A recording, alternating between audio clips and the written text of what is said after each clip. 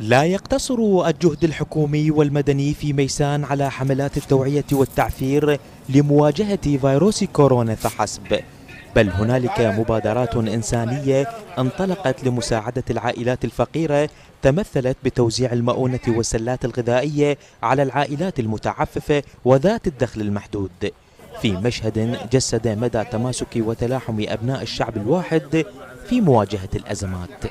قام ثلة من أبناء التيار الصدري وسرايا السلام في محافظة ميسان حملة وطن، وهذه الحملة تضمنت اليوم بغض النظر أو عن عملية التعفير والتنظيف، اليوم هي بادرة خير، هي إطعام وتوزيع مجموعة من السلة الغذائية على المواطنين. مثل ما تشوفون وهي حملة تراحموا، فهي تشمل جمع المواد الغذائية وتوزيعها على العوائل المتعففة التي هي جالسة في بيوتها حسب الحظر الموجود مثل ما تعرفون، منع الانتشار هذا الانتشار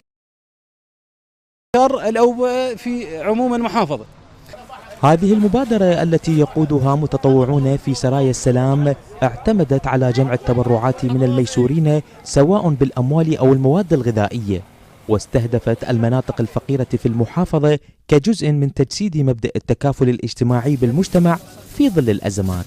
أغلب الناس حاليا هم قاعدين ماكو شغل وكلها قاعدة، فهاي السلة الغذائية توصل لبيوتهم إن شاء الله، كل من يبقى بيته، فأنا أنصحك ابقى ببيتك تجيك السلة باب بيتك وإحنا خدام. ليس جديدة على التيار الصدري أو أتباع السيد مقتدى الصدر أنه يقومون بهكذا فعاليات، نسأل الله سبحانه وتعالى أن يوفقهم. طبعا إحنا أحد العوائل المحجورة داخل هذه المناطق وقاعد توصلنا الغذائية لأبوابنا، جزاهم الله ألف خير، مشكورين ممنونين، نتمنى لهم التوفيق بهذا عملهم.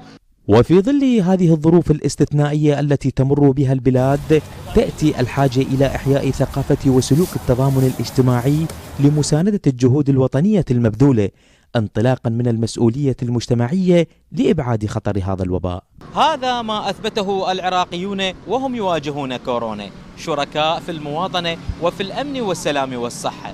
كورونا يحصد الأرواح، لكنه عزز قيم التكافل والتعاون في نفوس الجميع.